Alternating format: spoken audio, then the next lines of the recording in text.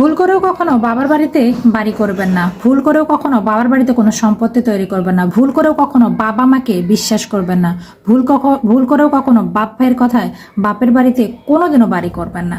সব থেকে বড় কথা কি জানেন, আমি যে ভুলটা করেছি আমি চাই না সেই ভুলটা আপনারা করেন।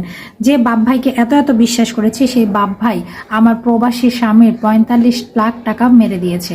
তারা আমাকে বারবার বলেছিল তোর শ্বশুর বাড়িতে বনিবনা হচ্ছে না, তুই এখানে এসে বাড়ি ঘর কর।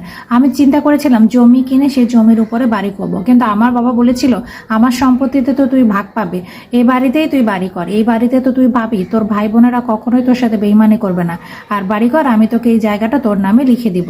সেই ভরসা আমি আমার স্বামীকে বললাম যে আমার বাবার বাড়িতে বাড়ি করব, এখানেই থাকি, তোমাকে হচ্ছে তুমি এখানে টাকা দাও। আমার স্বামী কিন্তু আমাকে বারণ করেছিল যে এখানে পরবর্তীতে তোমার সমস্যা হবে, তোমার ভাই ভাবি আসবে, তোমার বাবা মা যদি ভবিষ্যতে আবার মানে মত পরিবর্তন করে তখন তোমার জন্য অনেক সমস্যা হবে, এখানে কিন্তু অনেক টাকার ব্যাপার। তখন আমি বলেছি যে না, আমার বাবা মা এরকম না, আমার বাবা মা অনেক ভালো।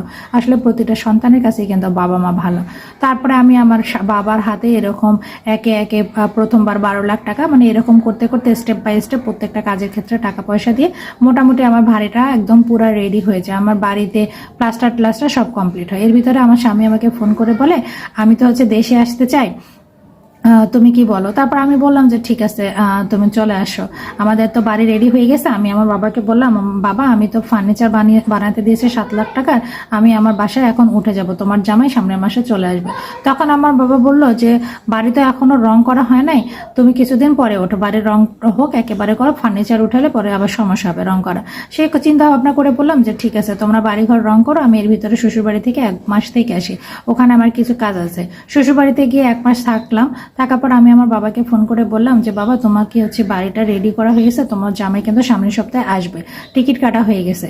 তখন আমার বাবা বলল এখনো তো হয় নাই, জামাই যদি আসে আপাতত তুই তোর শ্বশুর বাড়িতে জামাই নিয়ে থাক, আর রং করা কমপ্লিট হলে একেবারে উঠিস।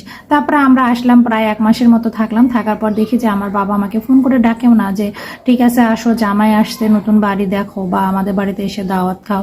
আমি নিজে আসলে লোকলজ্জার ভয় মানে তাকে ফোন করলাম যে বাবা কি খবর। তখন বললো যে ঠিক আছে এখনো কাজ কমপ্লিট হয় নাই, তুই আয়, এসে আমাদের বাড়িতে কিছুদিন থেকে বেড়ে টেরে আবার যা। তারপরে বাড়িতে গেলাম। বাড়িতে যাওয়ার পর আমার বাবার বাড়িতে আমার বাবা আসলে আমার জামাই যে এতদিন পরে গেছে তার সঙ্গে কথাবার্তা বলা বা আমরা খাচ্ছি না আমরা কি করছি না করছি কোনো গুরুত্ব তার ভিতরে নাই। তারপরে এই বিষয়টা আমার জামাইয়ের অনেক বেশি মন খারাপ হয়েছে। তারপর আমার জামাই আমাকে বললো তুমি হচ্ছে বলো যে আমরা আর এই বাড়িতে থাকবো না, এই বাড়ির বাবদ যত টাকা হচ্ছে দেওয়া হয়েছে সেই টাকাটা যেন ফেরত দেওয়া হয়। আমি হচ্ছে বাড়ি বাবদ তাকে 45 লাখ টাকা দেওয়া হয়েছে। তারপর আমি আমার বাবার সঙ্গে যখন কথা বললাম যে বাবা আমার